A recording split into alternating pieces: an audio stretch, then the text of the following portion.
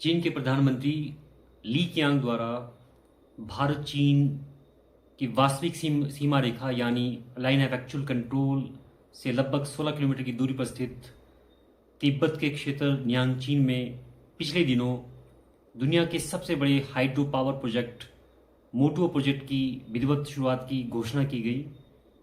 60,000 megawatt की विद्युत क्षमता वाली ये परियोजना दुनिया की सबसे बड़ी विद्युत परियोजना है और इस परियोजना के तहत दुनिया का सबसे बड़ा बांध इस परियोजना के अंतर्गत बनाया जाएगा। और ये परियोजना तिब्बत के क्षेत्र में बहने वाली नदी यालुंग जांगपो या यालुंग सांगपो नदी पर बनाया जा रहा है। ये नदी यालुंग जांगपो जब तिब्बत से निकलकर आगे भारत के अरुणाचल प्रदेश में प्रवेश करती है तो अरुणाचल प्रदेश में बाकी सहायक नदियों के साथ ये मिलकर ब्रह्मपुत्र नदी के नाम से जानी जाती है। और उसके बाद ये आसाम में भी कुछ सहायक नदियों से मिलती है और उसके बाद ये बांग्लादेश में ये नदी प्रवेश करती है और बांग्लादेश में अन्य सहायक नदियों के साथ मिलकर ये जमुना के नाम से जानी जाती है और उसके बाद बंगाल की खाड़ी में गिरती है। इस परियोजना के अंतर्गत बनाया गया बांध इससे पहले दुनिया का सबसे बड़े बांध थ्री जॉर्ज डैम जो कि चीन में ही स्थित है, जो कि यांगजे रिवर पर बनाया गया है, उससे 3 गुना ज़्यादा क्षमता वाला ये बांध है जो कि वर्तमान समय में चीन के द्वारा बनाया जा रहा है। और इसकी कुल लागत लगभग 167 अरब डॉलर की आंकी गई है और चीन द्वारा इसके निर्माण का जो लक्ष्य है वो 2030 तक रखा गया है। इस बांध के निर्माण के प्रभाव चीन के तिब्बत के क्षेत्र में तो पड़ेंगे ही, इसके साथ ही जो लोअर रिपेरियन या डाउनस्ट्रीम नेशंस है भारत, बांग्लादेश और भूटान, इस पर भी इसके प्रतिकूल प्रभाव पड़ने के आसार हैं। इसको लेकर भारत ने इस बांध के निर्माण से पूर्व ही चीन के साथ अपनी चिंताएं व्यक्त की थी कि इस बांध के निर्माण के प्रतिकूल प्रभाव पड़ेंगे भारत और दूसरे लोअर रिपेरियन नेशंस पर, जिसको कि चीन ने एक सिरे से खारिज कर दिया क्योंकि चीन का कहना है कि इस परियोजना के लोअर रिपेरियन नेशंस पर प्रतिकूल प्रभाव नहीं पड़ेंगे। हम उनके साथ समय समय पर कोऑपरेशन करते आए हैं और करते रहेंगे और उनके साथ जो भी हाइड्रोलॉजिकल डेटा है बांध से संबंधित वो शेयर करने के लिए उनके साथ कोऑपरेशन करेंगे। चीन का कहना है कि हमारा जो मुख्य उद्देश्य इस परियोजना का है वो ये है कि हम 300 मिलियन लोगों की जो बिजली की ज़रूरतें हैं उसको पूरा करना चाहते हैं, खासकर तिब्बत के क्षेत्र में और उसके आसपास के क्षेत्रों में। इस परियोजना से उत्पन्न होने वाली जो बिजली है उससे 300 मिलियन के आसपास जो लोग हैं उनकी बिजली की जो आवश्यकता है वो पूरी हो सकेगी। और उनका लक्ष्य ये भी है कि चीन को एक कार्बन न्यूट्रल देश बनाना है। उस दिशा में ये परियोजना अपनी एक अहम भूमिका निभा सकता है क्योंकि इस परियोजना को उन्होंने प्रोजेक्ट ऑफ द सेंचुरी भी कहा है क्योंकि ये बहुत बड़ी उनकी एक महत्वाकांक्षी परियोजना है जिसके तहत वो बहुत सारी जो अपनी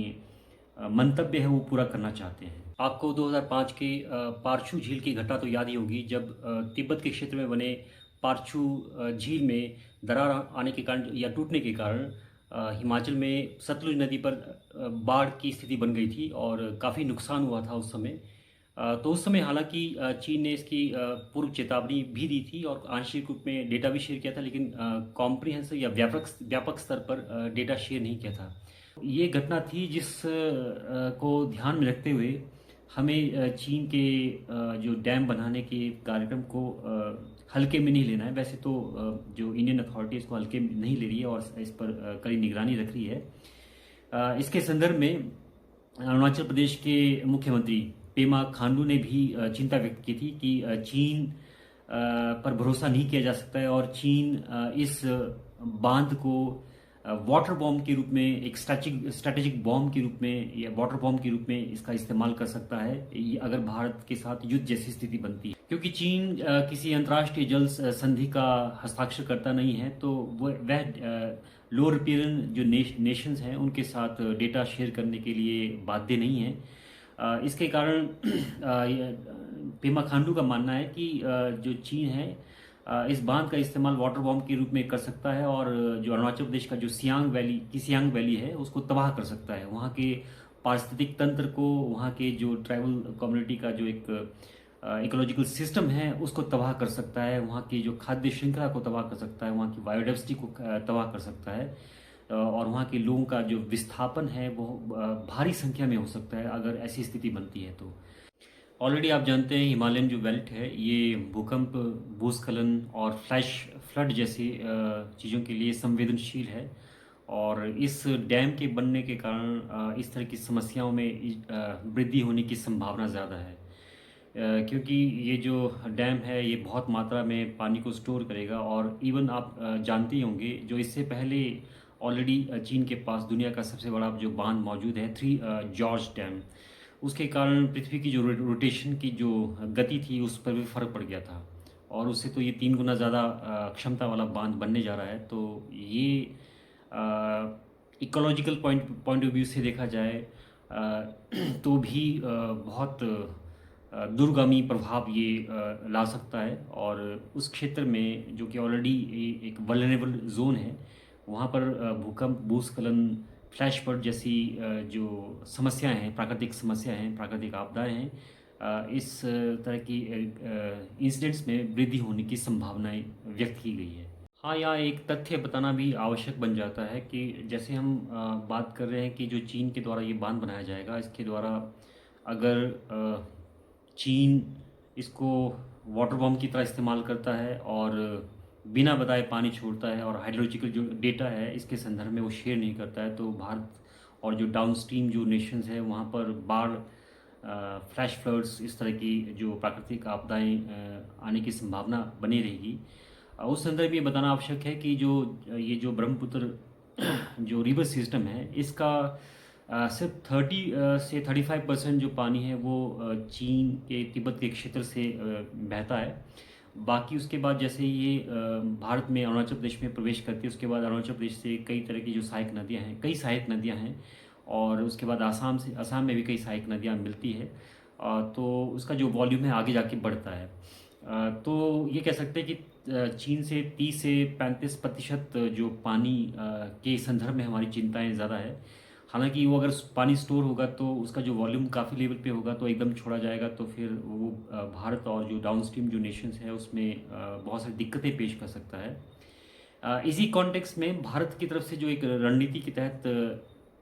ये कहा गया है, खासकर ये अरुणाचल प्रदेश के पेमा खांडू का उनका भी स्टेटमेंट है कि चीन के इस डैम के से जो बाढ़ जैसी समस्याएं उत्पन्न होगी उसको रोकने के लिए, उसको काउंटर करने के लिए एज ए बफर भारत के जो अरुणाचल प्रदेश के राज्य में एक हाइड्रो पावर प्रोजेक्ट बनाने की जो कवायद शुरू हो गई है, प्लान किया जा रहा है, उसको बनाने की कोशिश की जा रही है, ताकि अगर ऐसी स्थिति में जब चीन डेटा शेयर नहीं करता है तो उस स्थिति में अगर बाढ़ जैसी संभावना वहाँ पर पैदा होती है तो वो जो बांध बनाया जाएगा सियांग वैली में उसको एज ए बफर यूज़ किया जा सकता है और बाढ़ की जो समस्या है उसको काफ़ी हद तक कंट्रोल करने की कोशिश की जा सकती है। तो इस तरह की जो एक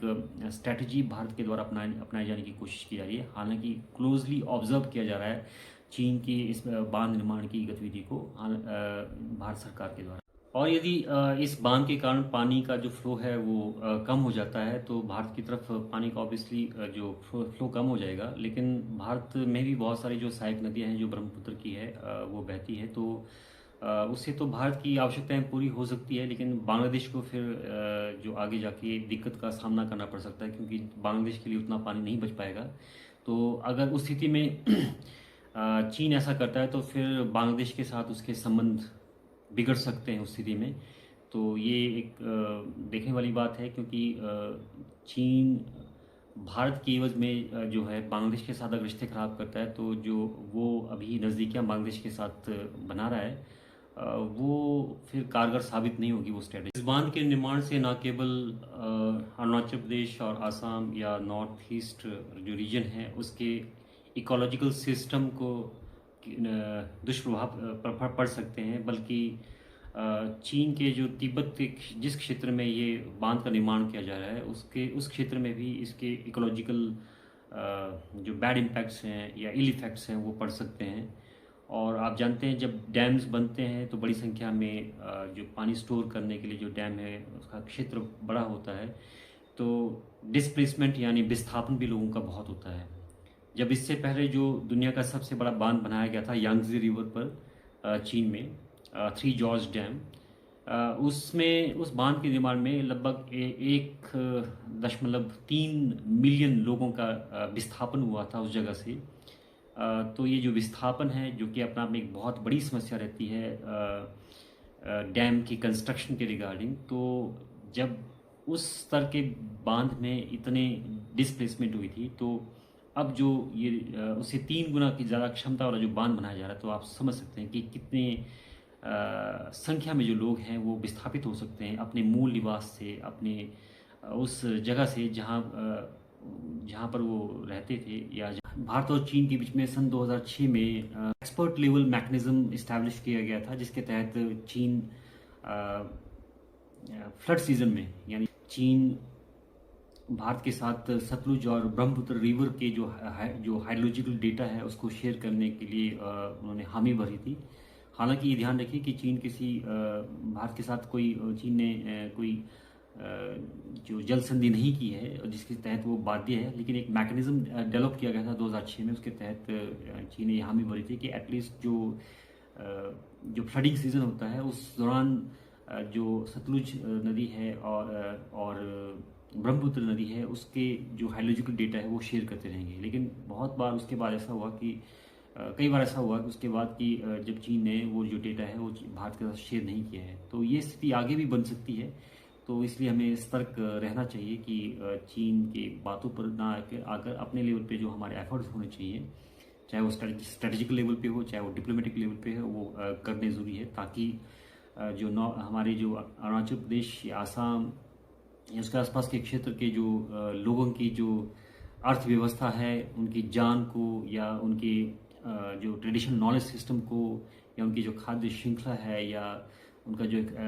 अपना जो ट्रेडिशनल सेटअप है उसको क्षति ना पहुंचे, भारत के हितों को कोई क्षति ना पहुंचे, उसके लिए हमारे प्रयास जो लगातार होने चाहिए। और ये पूरे प्रकरण पर हमारी जो नज़र बनी हुई है उसको आगे भी हमें देखना है और हमें इंश्योर करना कि हमारे जो भारत के जो हित हैं वो इंटैक्ट रहें। उस दिशा में एक कदम आगे बनाए रखिए। और साथ में जो दूसरे देश हैं, चाहे वो बांग्लादेश है, भूटान भी कुछ हद तक, तो इनको भी भारत के साथ मिलकर आकर अगर चीन कुछ इस तरह की मनमानी करता है तो जमकर विरोध करना चाहिए। हालांकि चीन के साथ जो बांग्लादेश की नज़दीकियाँ बढ़ रही है, लेकिन बांग्लादेश को भी इस चीज़ को समझने की ज़रूरत है कि जो बहुत सारी चीज़ों में जो चीन है वो उनका गलत इस्तेमाल भी कर सकता है। तो भारत के साथ वो एक लोअर रिपेयरेंट स्टेट है, तो इस बांध का जो कि दुष्परिणाम उन पर भी पड़ सकते हैं, चाहे वो फ्लडिंग सीजन की बात की जाए, चाहे जब पानी की ज़रूरत होती है, जब पानी की ज़रूरत होती है, तो अगर वहाँ से ऊपर से फ्लो नहीं होगा पानी का, अगर चीन से फ्लो नहीं होगा पानी का, तो फिर भारत की तरफ से भी आगे जो उनको जो पानी का जो फ्लो है वो कम जाएगा, तो उनके लिए भी बहुत बड़ी समस्या हो सकती है। तो इस दिशा में उन देशों को भी आगे खासकर जो बांग्लादेश को भी भारत के साथ मिलकर आगे इसमें प्रयास करना चाहिए। हालांकि बांग्लादेश ने भी अपनी चिंता व्यक्त की है, लेकिन जो एक जॉइंट एफर्ट अगर होगा तो जो चीन पर जो है दबाव बना रह सकता है। मैं आशा करता हूँ कि जिन बातों को मैंने यहाँ पर रखा है उसमें अगर कुछ अच्छी बातें नज़र आएगी तो आप उसके संदर्भ में भी अपनी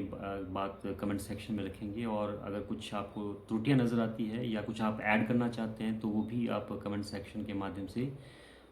मुझ तक पहुँचाने का प्रयास कर सकते हैं।